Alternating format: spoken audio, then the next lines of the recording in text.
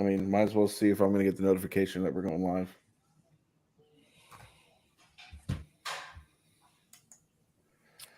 YouTube or Facebook?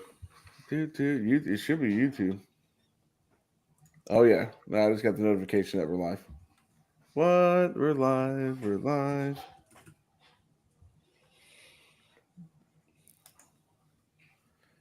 Dun dun dun dun dun dun. Dun. All right, so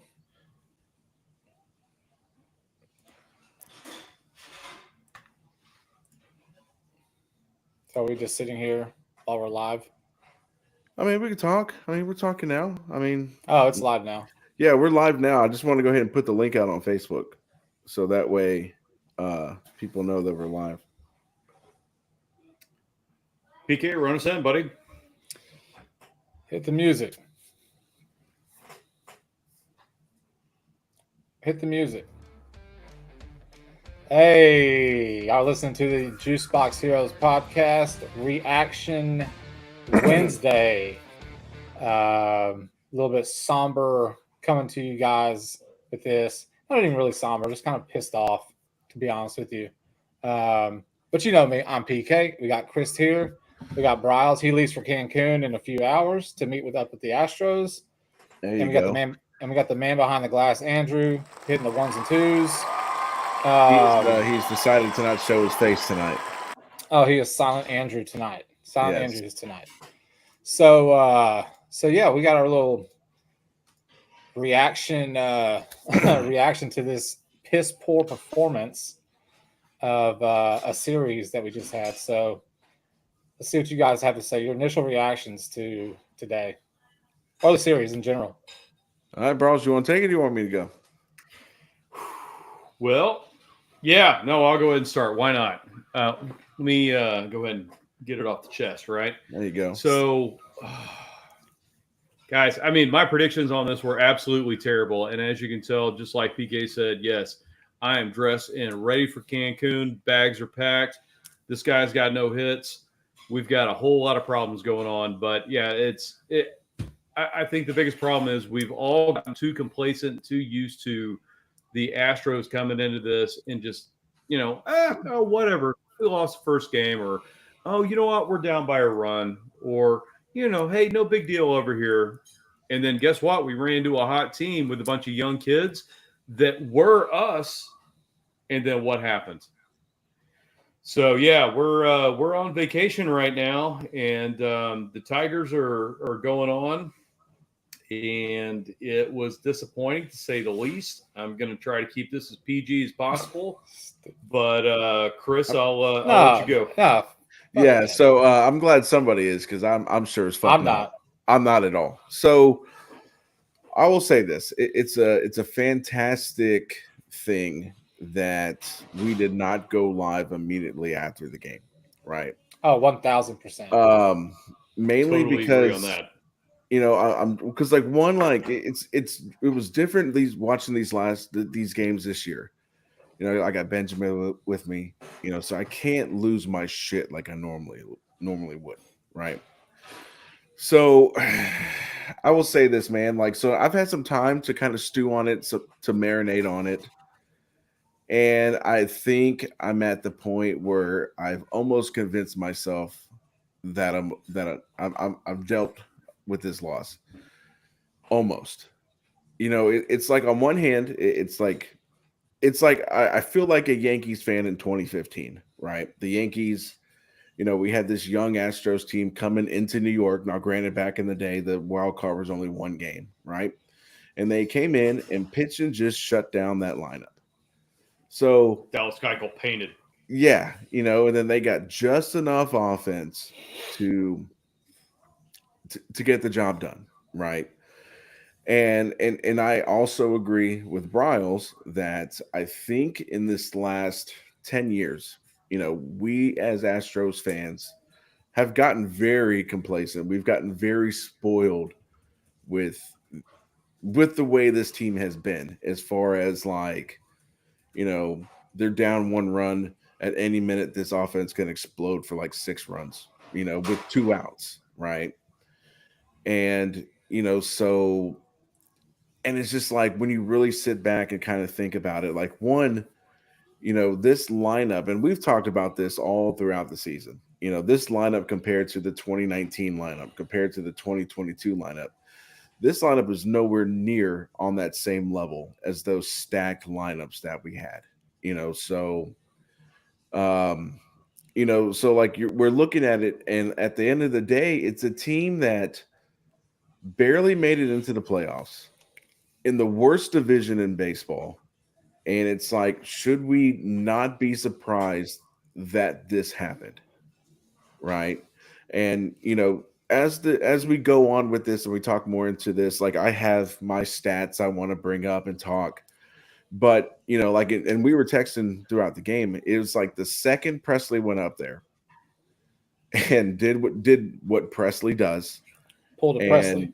And remember, I texted you guys, is can Hader go back to back? Because he'll come in and clean up. He did a good job, got out of the 8th inning. But it's like or he could get cleaned up the 7th. But it's like this, he has never come in, clean up somebody's mess, and then had a strong inning the following inning. Not to mention, and we'll get into this later, he was used yesterday as well. So I'm sure that as this thing goes on, I'll get more fired up. But like I said, like if you really these if you wanted to say, hey, somebody give me the Cliff Notes on the 2024 season, I would say look at these last 2 games. Because it was pretty much the embodiment of what this whole season was in a nutshell. Yeah. So the way I think I put this in, let me back up. On Monday's episode, or quick little thing we did, preview, sometimes I hate to be right. I'm not right all the time in life, but sometimes I'm right about the wrong shit. And one of the things that I talked about was a hot team coming in and beating somebody they're not supposed to beat, right? You look back at we talked about the Nationals when they won it all, the Diamondbacks last year when they got to the series. Oh, Texas too. Texas too. Man, like they kind of fit that same thing. No, we don't talk about them. Oklahoma South, exactly. So I talked about Detroit and them coming in, them possibly being one of those teams that I don't like to play that team because you just never freaking know. You never know. And, we figured that we were going to probably take an L against Skubal, which we did because he was just lights out, right? But as the homers that we tend to be, we figured, okay, we're probably going to drop the Skubal game, and then we're going to come back with Hunter Brown on Wednesday. We're going to take that. Kikuchi's going to go Thursday. It's all good. We're going to, basically have our bags packed to go to Cleveland. But Skubal did his thing, dominated, right? Fromber, you put on like 2-3 hits in a row and start scoring, it's a wrap. It's over. Done and over, right? I mean, and we saw that. Today, and I'm going to be all over the place, so I know we're going to talk about a lot of the same shit later on, but you pissed away another outing with Hunter Brown. And I was texting in the group. Or Chris on the side, one of the two. And it was like, this offense, all they're doing to Hunter Brown is putting more pressure on Hunter Brown to be perfect in every inning because you're not doing anything to help him, like when he's sitting there waiting for the offense to go. This was – and the other thing that we talked about, or I talked about, was I was concerned about the bats getting cold because that's what we've done all season. We get hot. Just like every team, we get hot, we get streaky. But I didn't realize that, including today's loss, we've lost the last 7 postseason home games, including today. And you're supposed to defend your home turf. It's when they brought Presley, actually, I think I texted Chris. I think I did it today. I was talking to Andrew. It's not the point.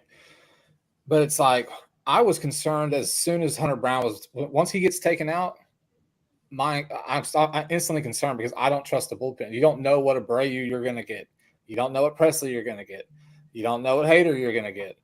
And Presley comes out and he goes 3-pitch strikeout. And I'm like, oh, shit. Okay, Ryan, I see you. And then it's like, no, just kidding. Hold my beer. Here's hit after hit, walk. There's so much to unpack in this thing. And Chris, you summed it up perfectly. If you want a synopsis of the 2024 Houston Astros, look at these last 2 games, because that's exactly what it is. It's pitching's good, bat's not. And if it was the other way around, it's just there's so much to unpack, and we got time to do it. We're going to. Julian listening was asking about the lineup, and we're going to tackle all that shit because there's so much. I've got the list of the Astros payroll for next year, who's for free agent, all that good stuff ready to go. I think I'm kind of pulling for Detroit now to go forward, right? I think I want Detroit just to go and make a run. I'd love to see them knock off the Yankees. That would be badass. Yeah.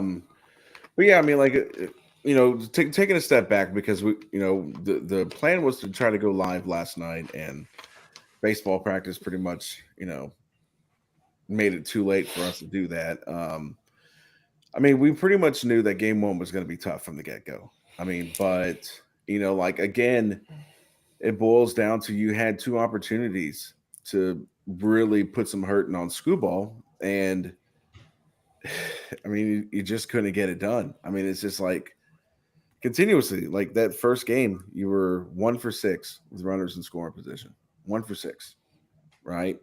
And they had, I mean, Hinch had Skubal, and whoever the pitching coach for those guys, they had the perfect game plan. They knew Altuve was going to sit fastball first pitch. So what did they do? Throw him a changeup. Guess what? He's way out in front of it. Mediocre pop fly. Pena looked fucking terrible. That first game, he was 0 for 3, 3 Ks. That's why they made him sacrifice bunt, because he can't hit worth the shit. Like, it's just like I don't get it. It's like, again, it's like hitters in every variation of pinch hitters. That 5 through 9 this season has been fucking cursed the entire season. Game 1, those 5 through 9, even with pinch hitters, 1 for 11. Right? I mean, so again, it's like, like on one end, like I want to be really fucking pissed off about all this going on. But if you like really sit back and take a look at it, again, this lineup is nowhere near the lineup that we had in 2022 or 2017 or 2019 or hell, even 2021. Right? I mean, like, again, this team resembles a team that, we're just happy to be here. Right? Like there's a Royals fan in our office, and I'm telling him, like, hey, I just need you, if you guys finish off Baltimore, you guys should go ahead and beat the Yankees. And he's like, hey, I'm just happy to be here. And I'm like, well, that's a fucking terrible attitude to have. You just want to go all the way. Right? And again, for us, we're spoiled because we do this shit every single year. But it's like we should be in that same position with the team that we have, especially the lineup we have. We knew we had solid pitching. And for the most part, game 1, I mean, yeah, Fromber, the fucking 9-hitter has killed us the entire season. I don't know why we can't get the number 9 hitter out or the number 8 hitter, right? But it was just a couple base hits. It's not like he was terrible. It's not like he completely imploded like last playoffs, right? It's just, again, that 3 runs might as well have been 27 with the way this offense was anemic this entire series. I mean, so, game 1, again, like, and I was still optimistic, right? Because I'm like, okay, it's the kid who's going to go out there, win the Triple Crown, and he's in the Cy Young. Okay. Sometimes you just run into fantastic pitching. But again, after Skubal, it was like, who else did they have? They had really nobody else. A bunch of guys, right? That's what we thought. Yeah, that's what we thought. Yeah. Yeah, that's what I thought. I'm thinking we're coming out of the gate. We're probably going to have 6 runs by the first 2 or 3 innings, right? And it's just never happened. Again, I mean, the team batting average for this entire series was 193. 193 for those 2 games. And then and that's Skubal and guys that I've never even heard of after that. I mean, they even had their guy, 22 years old. He has made 2 prior outings, fucking cut through the lineup at one point, just mowing dudes down. And it's just like, we couldn't get the big hits, even though we came back and got the lead in the 7th. It's like, again, what does Tucker do? He grounded to a double play. I think we hit into 6 double plays in those 2 games. Well, the Pena score, you're talking about, that's a game 7 type of play, which essentially it was, right? Because now, any other game, Pena is not making that tag at third. No, based no. on the location. The only thing you had going against you, or going for you, is the fact that right fielder is, well, that too. So 2 things. He's a cheetah, 1, and then number 2, you had the right fielder running towards the stands, and he had to make it. Had to turn his body to he had his momentum going away from the play. Exactly. So you had 2 things going with you on that, off right? the seal. Exactly. So, like, that's that play where you make them make the play. Thankfully, we scored. Cool. Like, we took the lead. And at that point, honestly, I was feeling good about it, and then could have used one more insurance run, obviously. Yeah. But then, Tucker grounds, finishes it. But, we go back to game 1, go back into game 1, and we sit the whole game. At least I did. I mean, absolutely pissed off at the entire world. And I think I texted our group and said, if I hadn't imagined, I'm about to go kick my imaginary dog, right? Because like, it's so frustrating to see this team do what they did in game 1. And you have to give credit to AJ Hinch for that, for the way he did it. Because look, the players that he started in game 1, some of those players weren't even their everyday starters. He was playing an analytics game, and that's exactly why he was playing bench dudes. Dude, but he was playing the analytics. And no, you're good. He was playing the analytics game. So he's playing the numbers against a lefty pitcher, and then as soon as we take Fromber out, boom, here comes it's almost like like in college football where like they goddamn, I'm blanking, where they sub in a fresh defensive line. It's and that's what it felt like as he started just subbing in, pinch hitting, going with the numbers against a right-hand pitcher or whatever. And that's what makes Hinch. That's what made him good here with us. Now, granted, he had a really stacked roster to go with it, right? But it's just like, man, you almost run into a buzzsaw with these guys, and we don't, like you said, Chris, after our top 5 batters, there's nothing that you can kind of bank on. Like, we went into, skip forward to today's game, we had Dubon. Who was that? Dubon, Caratini, Chaz, and I think Dubon was our freaking hope to get on base and get a rally going. It started with Hayward, and then Dubon came in and pinch hit for Hayward. So right. Yeah. Oh, and just one last thing for game 1. I think, and again, and this is me playing couch manager, right? I don't know why after you take Fromber out, you don't go Blanco and have him just eat 3 innings, right? That's what I don't understand. And once, and like I said, I'm gonna let Browse take over so he can give his feedback for game 1 before we roll right into game 2. And that's why I'm going to stop talking, because it also rolls into my questions for game 2. So my last thing is, I don't know why we didn't go straight to Blanco after Fromber was taken out game 1. All right, Browse, go ahead. Well, I mean, one thing that we all know is that Fromber went on his Fromber mental issue or whatever he gets into his own head at the beginning of game 1. And then, but I mean, honestly, if he gives up 3 runs, I mean, I understand that's, Skubal and all that kind of stuff. And did we have an opportunity to come back? Of course we did. We did at the end of the game. But, I mean, even before that, I still believed, and I think the majority of the Astros fans still believe, we've got a chance on this, because it's not like Skubal was, unhittable at that point. We were still getting a knock here, knock there. There were stupid double plays that happened. I swear, Pena, how many double plays has he hit into in the last 10 games? I feel like he's got a record going or something like that. It's been absolutely awful.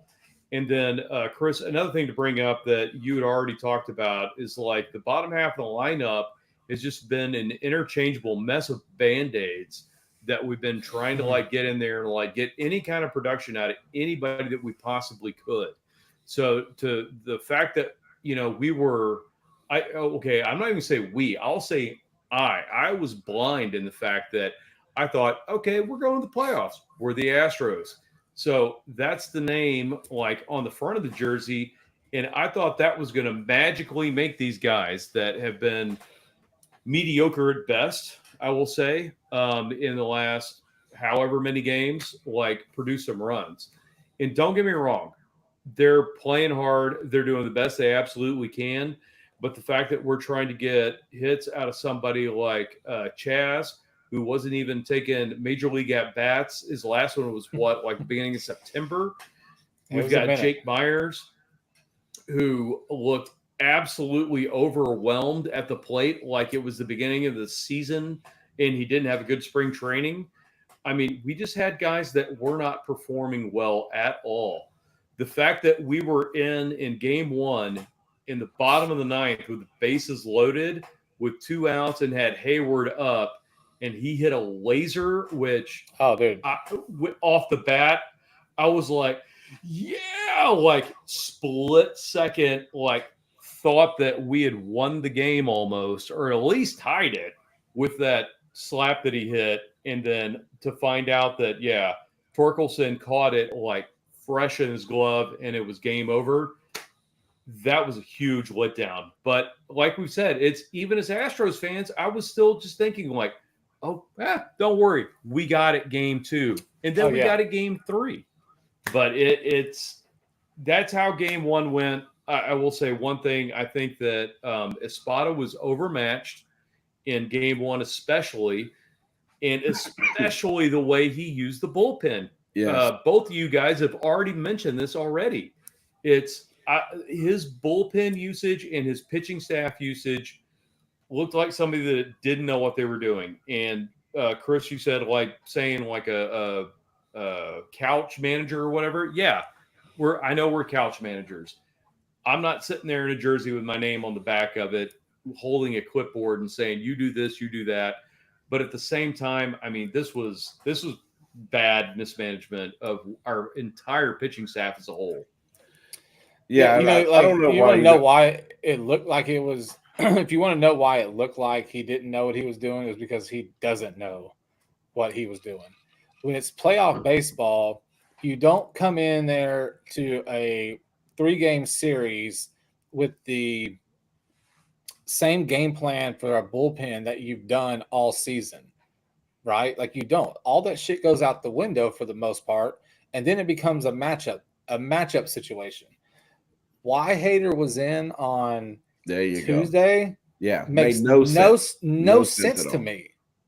No sense. I don't look. You're losing. That's one. Okay, that's number one. Okay, he's a closer. Closers. That's called being scared. Closers close, right? They don't come in to do holds. That's not what they do. You don't pay him $95 million to come in, and we weren't even holding a lead. It was just keeping the deficit at what it was. So why even bring him in? Why waste an outing on him when you know that on game 2, everyone needs to be available, right? Game 3, everyone really has to be available. Yeah. And in game 2 and 3, every single pitcher that's coming out, they're on a short lease. Hunter Brown was on if he would have had a bad first, second, third inning, gone, he's done, right? You're bringing in somebody else. So like the game plan, this crap that he does, Espada, what he did all season, when you bring Hader in the 9th, we didn't go to extra innings, right? But like, why bring Hader in when you're losing? I don't understand that. I just don't get it. So you're right, Braz. It's a complete mismanagement of the roster and the bullpen for game 1. Like Hector Neris has been complete ass, except for like the first or second outing that he did when he came back from Chicago. Like ass. He's like, then that's the thing.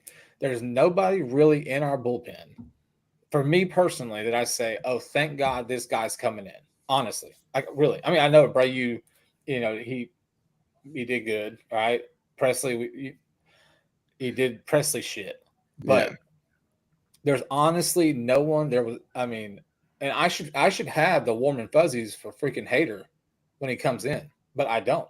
Like I just didn't. So it's like if our starting pitching can't go 6-7 innings, and our offense ain't doing shit, like that bullpen gives up runs, man. It's not the nails that we are accustomed to in the past. And that was the other thing that, like, in today's game, Michael Keane, which is so odd that the Yankees play-by-play guy was doing Michael games. K. Yeah.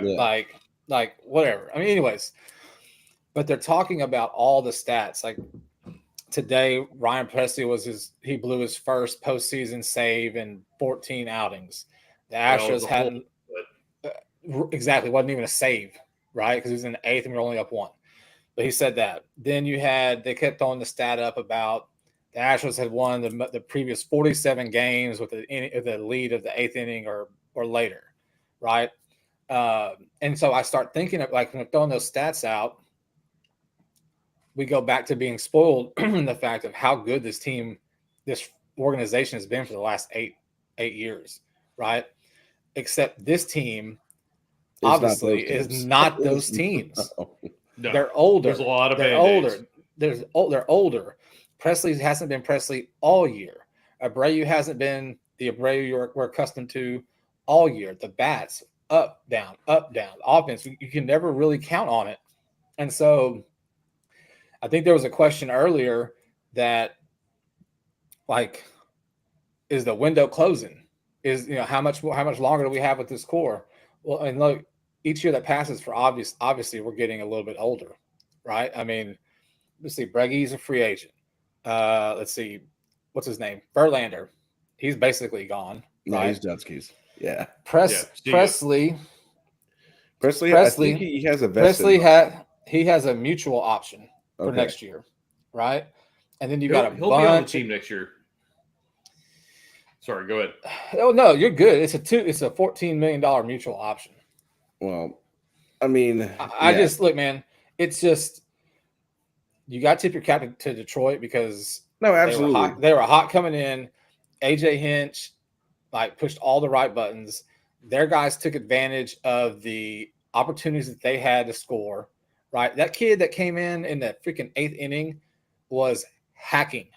Everything that was up there, he was swinging. He was either going to do what he did or hit a grand slam, or he was going down swinging. And he sat there and fouled off all these pitches over and over and just timed it up.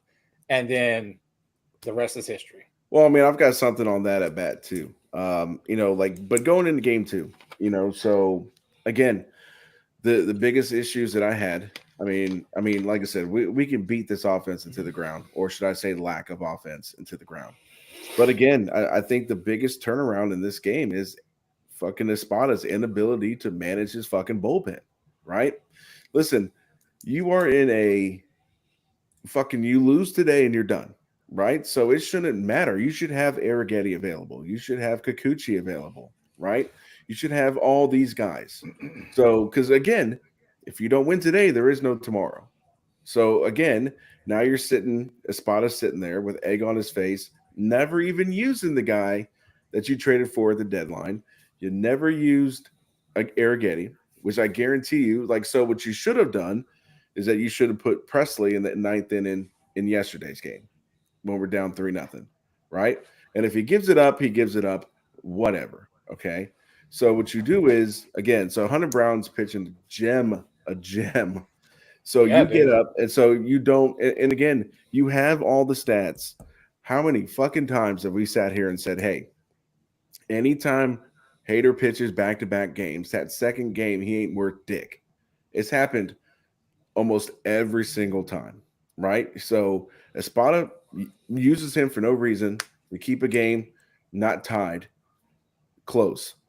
So what happens? Pressly comes in. There should have been nothing. I'm telling you, there should have been no reason why Pressly saw action today. None. No. None. No. Not at all. You could have went Kikuchi for an inning.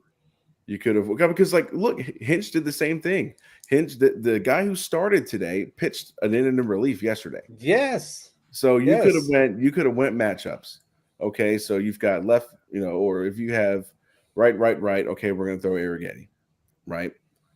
So then we get into that at bat with Hader against what was his name? Fucking Julio Perez, whatever the fuck his name was, right? You throw him. Ibanez. or whoever So hit you're thinking of? whoever hit the Yeah. 3-run double. You That was throw Vontae's. him 7 straight fastballs, and he's geared up for it. Like, he's not missing these fastballs. My question is, why did he not go slider? Because I know they talked about that too. Because I'm sitting here, I'm like, okay, he's on your fastball. You're not going to beat him with that fastball. Throw something else, because it was the count. I don't think the count was 3-2. So you had a ball to give him just to change up the speed of your pitches. And he went fastball again. Julio, insert random Tigers guy off the bench, fucking clears the bases with a fucking 3-run double or triple or whatever it was. And at that point, again, in my opinion, what sank us was every time we had something going. And again, I don't even know why I get upset, because we've seen this all fucking year with runners on first and third, 1 out. And then here comes, normally it's Jeremy Pena, or normally it's insert some guy. But this time it was Tucker. Tucker, you couldn't have hit a base hit, get us an extra run. I mean, in my opinion, after Presley got 2 outs, I would have said the second he walked that first batter, I would have pulled him. Because we've seen this Presley. I mean, he looked good the first batter. He walked the next 2 guys. At that point, he should have been out of the game. We've seen enough of this Presley pretty much a good chunk of 2023, all of this year. So I don't know why Espada's acting like this is the first time he's fucking managed this bullpen, or he's seen this bullpen, or unless he just banked on this is Presley. He'll turn it on in the playoffs. This is so-and-so. They'll turn it on in the playoffs. And they didn't. So my big thing for game 2 was, again, was Espada's mismanagement of the bullpen yet again. I think that was not just game 2. I think it's both games. And honestly, it's been the whole season. If you look at what Espada and Miller have done as a combo from a coaching staff compared to AJ Hinch / Dusty and back when we had Strom, I mean, when we had those guys, it was there was no question. They had a game plan. They followed that game plan, and it worked every single time. Hinch, this time around, and PK, I'm same boat as you. I have no idea who the actual pitching coach is for the Tigers, but at the same time, it doesn't matter. Like, he and Hinch were on the same page. They knew exactly what they were going to do. They were going to throw Skubal in game 1. After that, they were going to bring in matchups. They didn't have it like, okay, this guy, this name is going to go pitch against, everybody in inning number 8, and then this guy's going to go in inning number 9. They were looking at matchups, lefty, righty the entire time. And the fact that they came in today is a bullpen game with an opener, just like the Rays used to do, and do what they did, I mean, it looked like they were geniuses. And I'm not saying that they aren't, but my God, did we get outcoached all the way around, all over the field. And we had a bunch of guys that looked like they were just playing flat. This is the thing that frustrates me more than anything else. And we can all attest to this. We are all dads. We've all got kids. We've all coached them. And it doesn't matter how much you yell or do whatever. It's like, if your kids or your guys are playing flat, what are you going to do? But it's our coaching staff could not get them up. And not only that, they completely mismanaged, I think, not only the bench for an offense and defensive standpoint, but also, like you were saying, the pitching staff as a whole. It was sad to watch and very, very, very frustrating. So that's it's and I thankfully after the game, I had to go to a 7 and 8 year old baseball game tonight so that I could get out of the house for 2 hours, right? Because of the frustration and just straight anger from watching what happened. Look, at one point I was watching it on the big screen and I turned that off and started playing the Xbox and put the game on my phone just so I had to like hit timeout basically, just because of how frustrated I was to watch what happened. Like in today's broadcast, the announcers talked about the Tigers had 11 available pitchers ready to go today. Yep. Everybody was available, and they only threw, I think, They're up 5. a game. And they're up a game, and Yeah. everybody's available. That's thinking outside the box, but that's what freaking a real analytics driven team does. It's not about this is what we've done all season. It's what's the matchup. Like it's just insane. It was insane to watch what played out today. I honestly truly thought that once we took the lead, in the 7th inning, that even though there was probably going to be some traffic on the bases, I felt like we were still going to take the game. Like I really did. I really agree. did. I did until Hader came in. That's Presley is the one that started it. Well, I'm saying is like I knew when they started warming up Hader, I was just like, it brought me back to, I don't know why. Maybe it's because Benjamin just watched that game highlight like yesterday. It reminded me of that Toronto series. Like I think it was early in the season where Hader came in, closed down an inning, came back, and then gave up that 2-run bomb to some dude from Toronto, second baseman, with all I know is he had a pretty epic mustache. That's what I saw the second they brought him in. And again, and I know we're all frustrated. I mean, I'm not taking away from all the positives that came out of this season, right? What frustrates me the most is that Espada managed this game as if before this game was played, he was already expected to play game 3. Mm-hmm. That's what it looked like to me. And he had it all marked out on paper, like I'm going to do this 1 through 4. I'm going to do this 5 through 6. It's like, yeah, and it was like no matter what was going to happen, we were going to see Abreu Presley Hader regardless. And I felt like, I felt like everybody in that pitching staff should have been, maybe outside of Fromber, should have been. I would have probably said outside of Fromber, maybe even Hader too. Well, I think the biggest two things is, one, you've got Kikuchi, who we don't have next year. You've got to utilize him. And the one thing that you brought up is like, okay, so even if they had Kikuchi slotted for game 3, which, as you already mentioned, it's like, okay, so that was the game plan for game 3. Well, you still had Arrighetti to go in there, and he could have started a game. And by the way, he's been pretty damn good over the last, 5-6 starts, if not even before that. So what are you doing? What are you doing bringing Hader in? What are you doing bringing Hader in game 1, as we've already mentioned? And then 2, what are you bringing Hader in now in game 2 when we don't have the lead, when you could have brought one of these 2 guys in that are fresh, that could have easily gone in there and mowed people down? It was awful. You could have easily brought in Kikuchi instead of bringing in Hader. And again, just said, hey, get us through, get us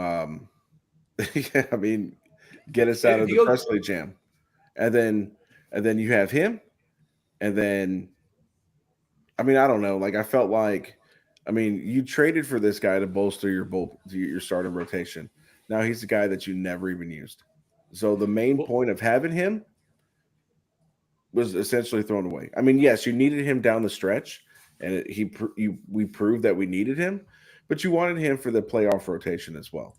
So you didn't even fucking use him. So, but either one of those guys, my point being here is that you could have used them, and then say we make it to the Cleveland series after that. Either one of those guys still could have pitched game 2 or 3 if you're only using him for an inning or 2. Yeah, if we would have made it to Cleveland, then you would have added JV to the roster, so JV would have pitched the game. So you had options. The point is like I said, if you don't play this game, like there is no tomorrow, then there is no tomorrow, which that's what happened today. That's the way he managed it. There is no tomorrow. Yeah, it's done. I think like that was actually the feeling that I was getting during like towards the end of the game. It almost felt defeated. That 2-out, 2-run or 3-run bases clearing double. Oh, it was over in at the that eighth, point. Yeah. Like it felt like it was over. I mean, from You a could fan, hear the entire stadium. oh yeah, like it was. I mean, because they were loud as hell in the seventh, and I mean, look, obviously that does take the wind out of your sail. I mean, it does. I mean, it's a gut punch, right? Yeah. It's not 2004 Albert Pujols gut punch, but it's a gut punch, right? So, because at that point, you could barely scrape across the plate 2 runs in 7 innings, and now you're saying, "Hey, I need you to score 4 in 6 One. outs." Yeah, I mean, and that's the thing. You know, That's the thing too. We scored in 2 of the 18 innings in those 2 games. That's it. We scored 3 runs in 2 games. dude, I you mean, can't win so- games like that. So, like I said, I mean, you like, can win games like that. yeah, if you got But- Walter Johnson pitching. Yeah, Well, and if you got a- Roger if you got a- Clemens and Andy Pettit. Well, but all you need is a bullpen like we used to have. Yeah, I mean, That's so like, because you can what do I'm that. saying is like, yeah, the crowd was quiet because the Astros didn't do shit to pump the crowd up. I mean, there's Yeah. like I said, there was a couple of times in game 1 where they had Screwball on the ropes, and then what happened? You'd have a Jake Myers fucking strikeout, or you have a fucking Pena strikeout to end the inning. I mean, so no, paying you double play. or a Pena double play, or a Tucker double play. I mean, it was just like, again, like I think it boils down to is AJ Hinch managed this game to be able to combat To a T. anything I would that say the to a T, Astros yeah. might have thrown to a T, and Espada managed this as if he had It some was game fucking- 100. like this was game 1 of game 7 of a 7-game Yeah, series, yeah. or as if like he had some magical 8-ball that told him that we were going to win today regardless of what he Yeah. did. And again, it shows that you could be a bench coach for fucking 5 World Series managers, but that doesn't mean you're going to have the same success, right? And again, going back again, I'm not taking away from anything this team overcame this year, right? No, you're I'm not. right. It's just very frustrating because I guess, it leads into what we've all said. We all have this high expectation of this team. We're spoiled as fuck, right? All the fans are, oh, it's a great day when the Astros lose. Yeah, but you would give your left nut to be where this organization is in the last 8 years, right? Well, we're used to playing for banners, right? Yeah, and I mean, not division champion banners. Like We don't real even ones. hang division champion banners Yeah. anymore at That's Minute Maid Park. that's peasant shit now. It's like, Yeah. whatever. It's just like, I will say, a buddy of mine, he sent me a couple of funny things. Like, he was like, well, we still win because at least we don't live in Detroit. I was like, that's fair. That's a good one too. Yeah. And then he told me, he's like, you know what, man? He's like, I'm kind of not even pissed off. And I was like, what are you talking about? You lose your mind and fucking Fromber walks 1 batter. What are you talking about? He's like, it's going to be nice not to have a stroke or a heart attack for the entire rest of the month. Well, look, and let me just say he wasn't talking about me. It was No, somebody no, completely- this it is was somebody no. completely different. Yeah, no, I mean, No, but look, my whole month of October is open now. yeah, like, I mean, the saddest part was, my wife, Mandy's happy because we have an Astro Snoopy and a Woodstock, and it goes up opening day, and then I don't take it down until the last game of the Astro Yeah. season. Well, normally it's going all the way until October. It's going all the way to Halloween, and it ruins her Halloween decoration feng shui. So I think it's a fantastic yard decoration. Yeah, I've so- seen it in person. It looks fantastic. It goes with everything. Me and Benjamin had to play the It's So Hard to Say Goodbye to Yesterday as we Yes. brought in the Snoopy and Woodstock for the season. So that should have been some kind of like live video or TikTok or something with the song. You should have done that. I think what y'all need to do is go put it them back back in the up. yard Yeah. and then do it again. Yeah. and then maybe get some Visine and drop it in your eyes so that it comes down. We'll do a fucking 21 gun salute in the Yeah. in the front Yeah. yard. I think you should totally redo it again. Yeah. I'll just tell the cop down the street, no, it's not what you think it is. Yeah. Well, I was telling Chris earlier, it's like now I got to figure out what am I going to do for like my birthday here at the end of October. It's like every single year, my wife's like, "Oh no, we're going to do anything because I don't know the Astros are in the playoffs, and are you going to go to the game? Is it going to get scheduled on your birthday and whatever?" It's like, okay, well, I'll figure it out now. I didn't even get a chance to get a goddamn hoodie, a playoff hoodie. Oh, thank God, man! You don't understand. It's like every That's all I time we've wanted. gone to the World Series, I bought World Series hoodies for everybody in the house, and I'm like, oh man, I don't want to go spend like $600 again this year, Right. please.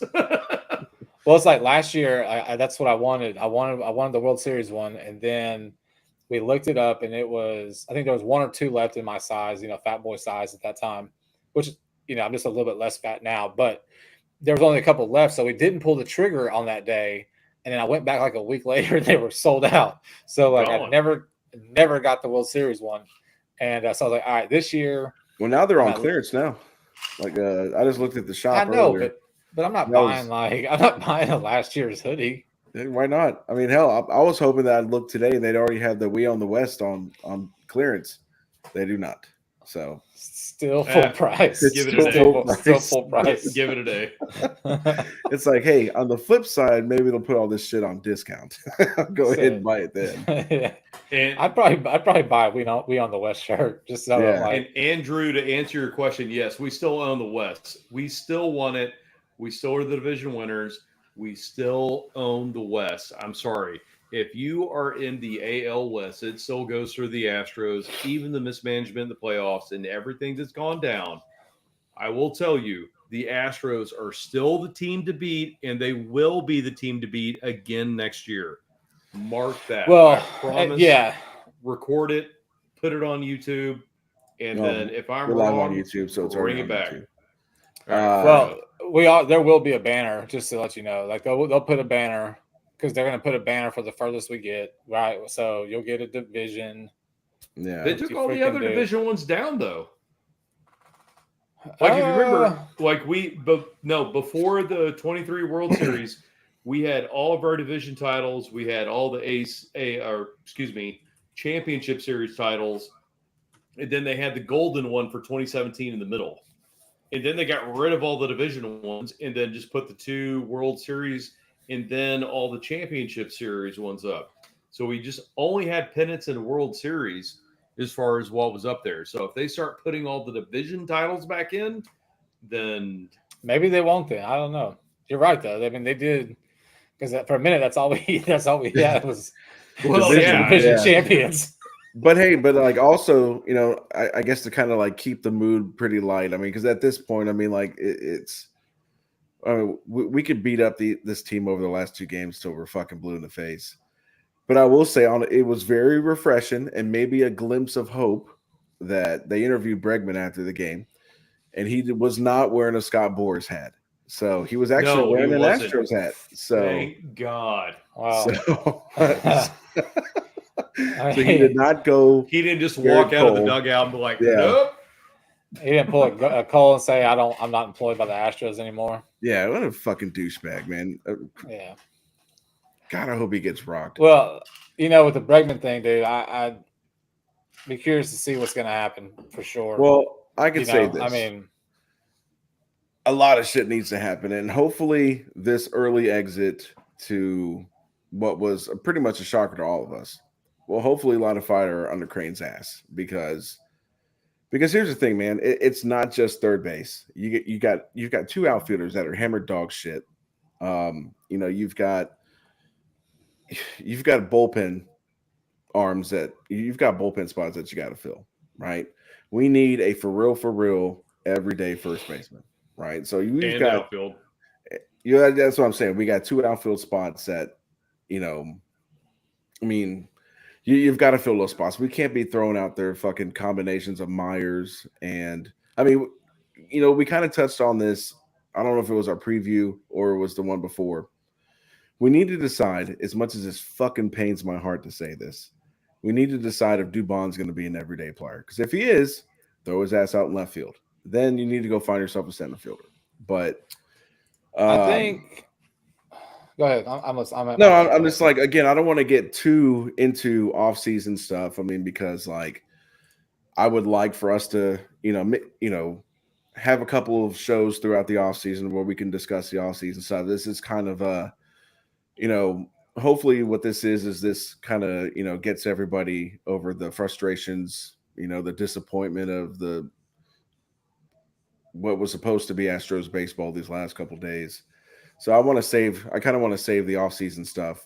I think save it for the hot stove, man. I'm good with that. Well, yeah, dude, but the hot stove is like 2 freaking months away, man. I know. It's like what do we do at this time? I mean, like it's only October 2nd. What do I do at this time? I want to talk about how we can fix this team. But DeBond's going into arbitration. He's going into arbitration. He had 1 year, $3.5 million this year. So, dude, there's a lot of guys that are in arbitration. But with the Dubon thing to go back, if he's gonna play, he needs to play. Type of deal. I agree. Like he has to, or whatever you're gonna roll out to the outfield or roll out to first base, whatever the hell that is, like they got to play this platoon.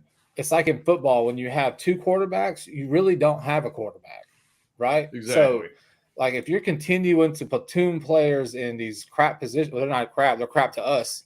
You keep platooning players, it's because you don't have anybody, and you're hoping that one of those guys is going to go on some kind of streak and start roping, kind of like Dubon did beginning of the season when he was hitting like 350, and we were all on his jock strap.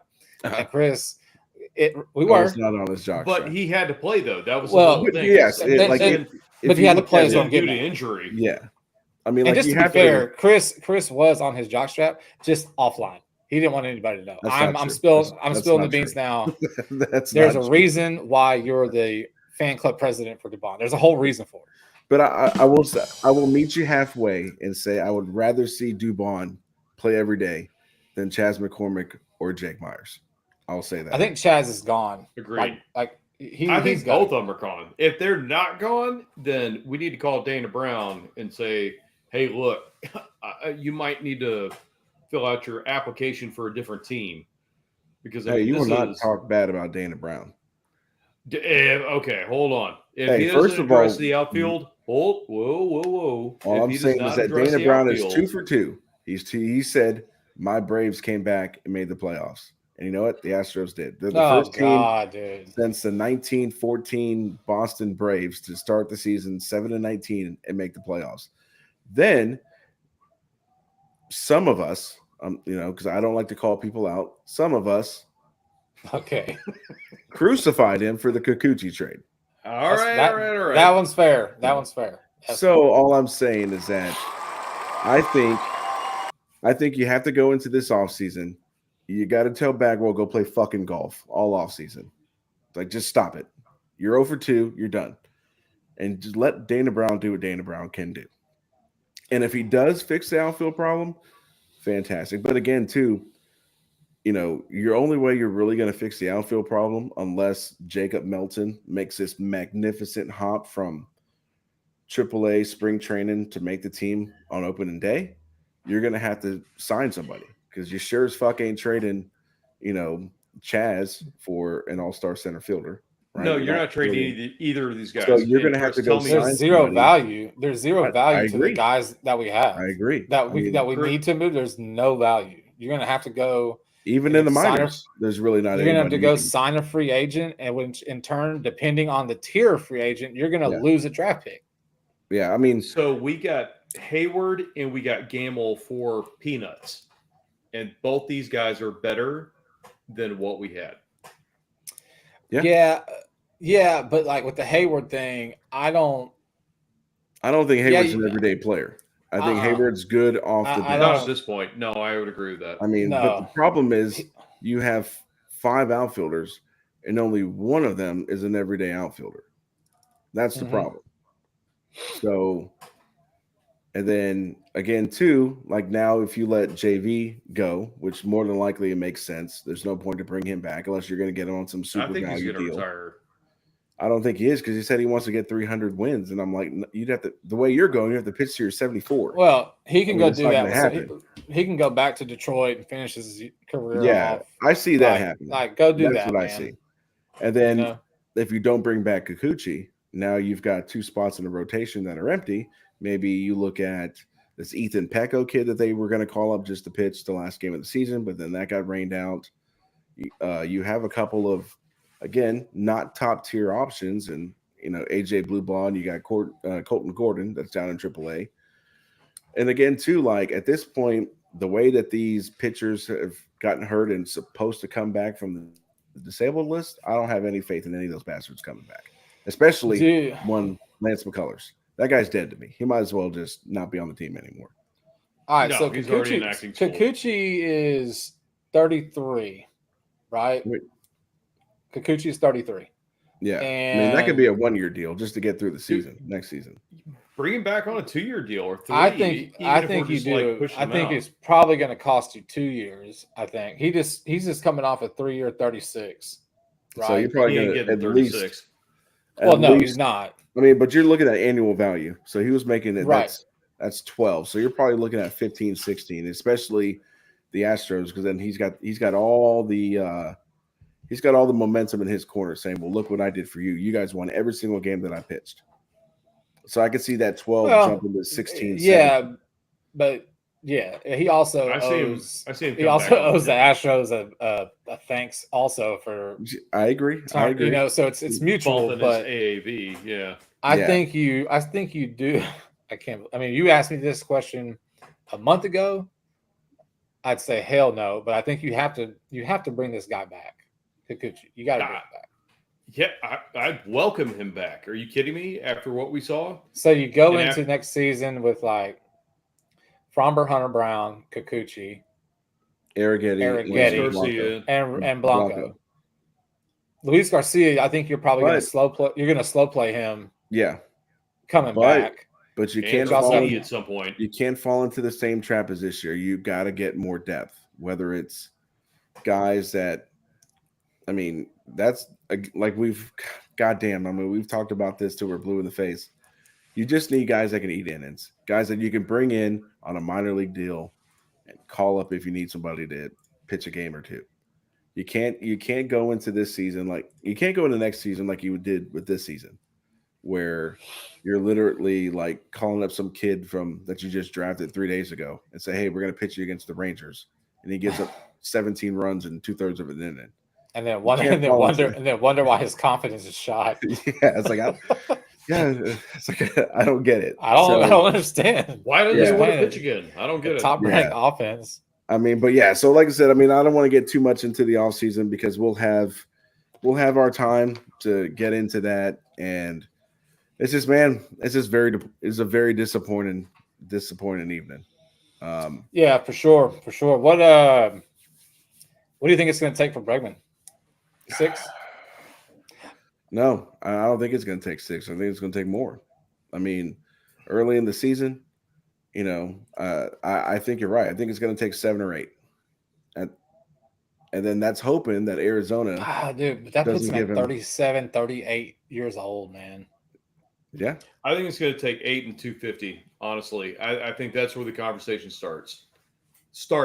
Not that's where it ends. I think that's where it starts. And I am, and not to cut you off, BK, but honestly, I think that if Crane looks at what this season was and sees that, Bregman, obviously he started super slow. Don't get me wrong on this. So like at the beginning of the year, I was like, well, I mean, maybe if he leaves, it's not that big of a deal. But what we've seen through the progression of the season is there is no comparison. I mean, zero comparison of anything that has a glimpse of what Bregman can do compared to what we have or even what we could sign in the offseason or even trade for at this point. Mm-hmm. So I agree. He's going to have to open up the paychecks. It's checkbook. Excuse me. That's where I was going with that. It's going to start at Matt Chapman's. That's what starts. A penny more than Matt Chapman. That's what Bregman's. That was 5 and 180, right? Yeah.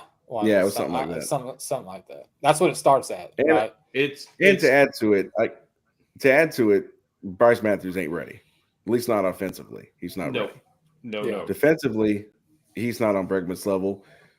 He's a good defensive player, but offensively, he's not ready. I mean, he's going to need at least another 4 or 5 months down in AAA. And I know if you were looking at the Space Cowboys website, it said Shea Whitcomb won the MVP championship, for the Space Cowboys. But let me tell He you, ain't it either. no, He ain't the one.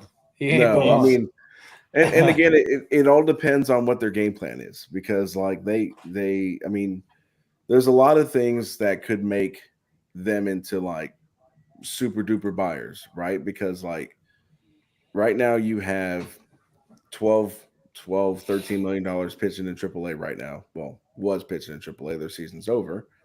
You've got another 18 and a half sitting on the couch. You've got another 17 and a half doing HEB commercials. So, and I guess, and I know McCullers has like another probably two or three more years left on his deal. So if you think about short term, financially, Here, I'll tell you. they're kind of strapped because you have, I mean, they're already in the second tier of the luxury tax. They blew their load on Josh Hader, and look how that turned out. So they're at 221 million. Okay, so they can either say, fuck it, we're going to spend like we're New York, right? And what could lead to that is, one, Crane just got swept by a team that had no business sweeping them, number one, right? From probably his perspective, from people watching the team saying, no, yeah, they better not take this team lightly. Then you have the building of the fucking, I don't even know what they're called. I'm just going to call it the Astros Plex all around the stadium, right? You're not going to spend all the money that is to build that to have a team that's rebuilding. That's not going to happen. So, and then not to mention too, not only do you have Breggy to take care of the offseason, now you've got Tucker to take care of the offseason. After that, you've got Fromber to take care of it whenever he's due. But it's bam, bam, bam. Why are you so negative, man? I'm not. So negative? I'm not negative. No, I'm giving you guys being the real realistic shit on that's this. coming up. No, I know, because I'm looking at 3 years everything in a on this. row. On my other monitor, I have literally all the Bregman. salaries up. Yeah. Here's how it goes. Terrible. It's going to be Bregman, Tucker, and Fromber. Yeah. Oh, sorry.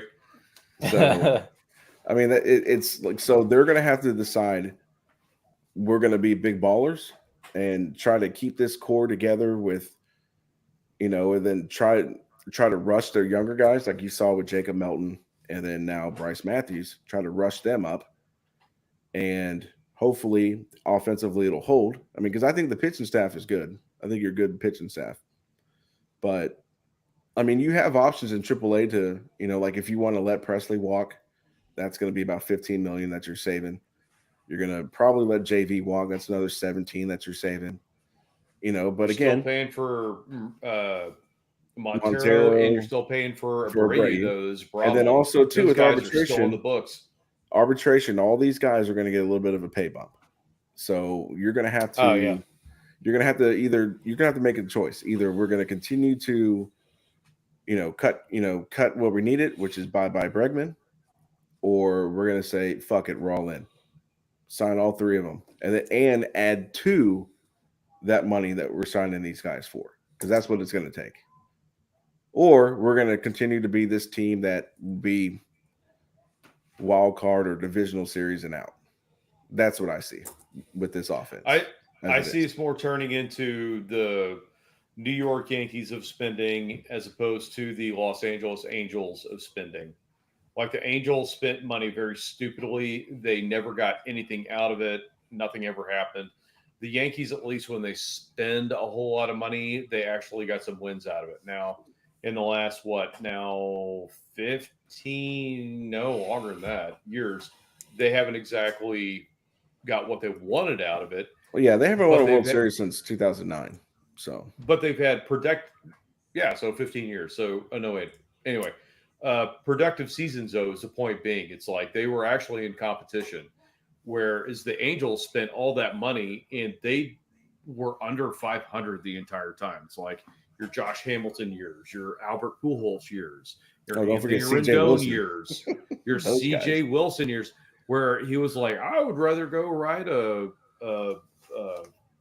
what do you call it, a dirt bike, and then break my wrist and not even pitch for the entire contract. And that's with So- Mike Trout coming up on a rookie deal, too. Yeah, So it's one, not like one of the greatest players of all Yeah. time, and And don't forget just burned his Ohtani. entire career. Yeah. So So anyway, long story short, better than the Angels. I would hope we're going to be better than the Yankees as far as spending and all that stuff is concerned. But I do think we're going to have to break out the checkbook and actually make this work to get where we want to be. So I think maybe one episode during this off season, maybe we'll actually do some homework, and each one of us will play the role of Dana Brown, and maybe we'll figure out how to make this work. I think that could be a pretty fun episode. As So far as I'm down. so Chris is in the role playing. Got I it. am, and I've already done it. and I'm an accountant, so that would help. After the third out, I went ahead and just started. I went to the war room and started. Yeah, he has all the red thread everywhere. And you're like, Yeah. My He's got all the interns. Get me this. Oh, Yeah, stats yeah. on this. yeah, my fucking Uh, bedroom looks like that fucking that room in Moneyball with all the magnetic names. I just throw up Yeah. there. He's just sitting Yeah. back like Like- throwing magnets. That's what it's gonna be. But hey, you know, get we're on com- base. Yeah, I'm trying to tell you, I've been saying it all season. He gets on base. It base. comes from the movie. That's what happens. yeah. But hey, look, let's get close to getting wrapping this up. I want to thank a few people that are tuned in with us live. We got Julian coming in. I got some fam tuning in from the Rio Grande Valley. What up, Mercedes? Dodger Mike's in here. We still kind of like you, even though you're Dodger Mike. Yeah, I really hope they get Um, swept. I really do too. I really do. So thank you to everyone Way to tuning play. in. Mike, have fun in Cancun. We'll see you in a couple of weeks. I'm PK. That's Chris. That's Bryles. And you're listening to the Juicebox Heroes podcast.